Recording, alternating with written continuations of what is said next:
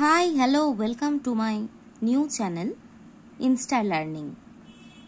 আমরা এই চ্যানেলটা থেকেই বুঝতে পারছি যে ইনস্টা লার্নিং কথাটার মানে হলো চটজলদি কিছু আমরা শিখতে চেষ্টা করব ইংলিশ লিটারেচার নিয়ে। আজকে আমাদের সেই রকমই ইংলিশ লিটারেচারের একটা মোস্ট ইম্পর্টেন্ট টপিক হলো টম জোন্স। ওকে, টম জোন্স।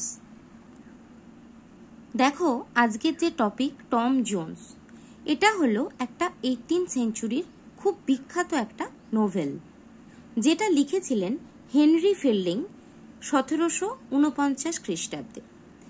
টম জোন্স হলো একটা পিকারেস্ক নোবেল। পিকারেস্ক নোবেল নিয়ে আমি তোমাদের অন্য ভিডিওতে আলোচনা করে দেব। যাই হোক, এখানে এই যে টম জোন্স যে নোভেলটা, সেটা হলো 18th সেঞ্চুরির একটা most important novel of English literature. যাই হোক, এই টম জোন্সের যে পুরো নামটা ছিল সেটা ছিল the history of Tom Jones a foundling. আমরা দেখতে পাচ্ছি ফাউন্ডলিং কথাটার অর্থ হচ্ছে অরফ্যান। ওকে, এখানে যে মেইন ক্যারেক্টার সেটা হচ্ছে টম। এই যে টম জোন্স এই নোভেলটা আমি ডিসকাস করতে চলেছি, এটা না খুব বেশি ক্যারেক্টার ওরিয়েন্টেড। অলমোস্ট 33 ক্যারেক্টার্স আর দেয়ার। তো এই ক্যারেক্টারের ভিড়ে আমরা কখনো কখনো যেন হারিয়ে যাই।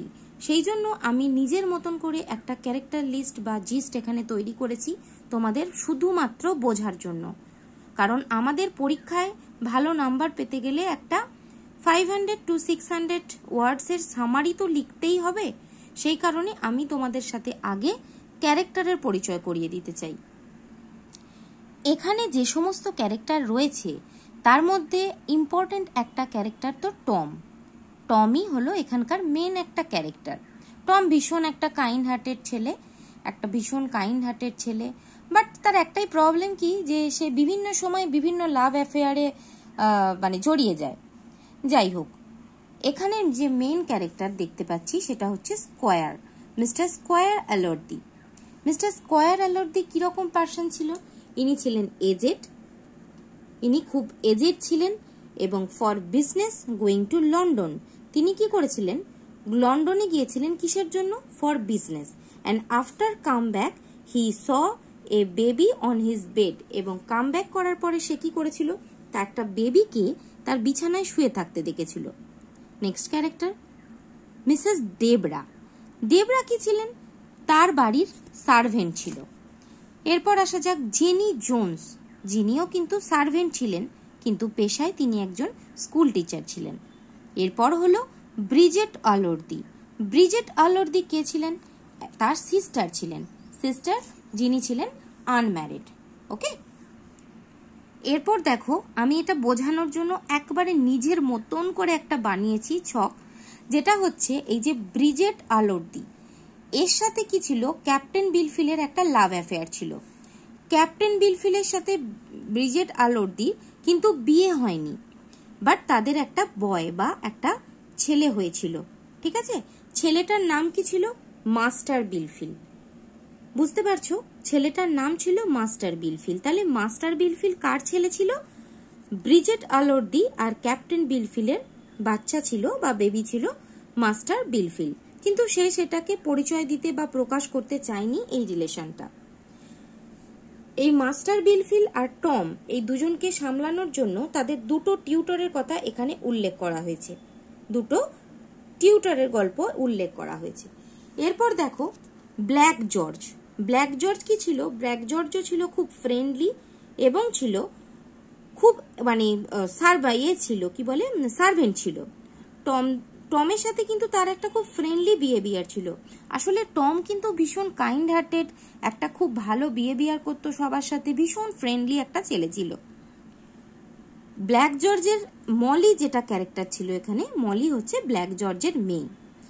এরপর টমের সাথে মলির কি হয়? একটা অ্যাফেয়ার তৈরি হয়। নেক্সট হচ্ছে স্কোয়ার ওয়েস্টার্ন। স্কোয়ার ওয়েস্টার্ন কি ছিলেন? ভীষণ অর্থলোভী ছিলেন। স্কোয়ার ওয়েস্টার্নের মেয়ে ছিল সোফিয়া। সোফিয়ার সাথেও কি হয়? টমের একটা অ্যাফেয়ার হয়। এরপর আসে মিসেস ওয়েস্টার্ন। মিসেস ওয়েস্টার্ন আমি এটা বোঝার জন্য বাংলায় লিখে লিখে পড়েছি বা বোঝার চেষ্টা করেছি।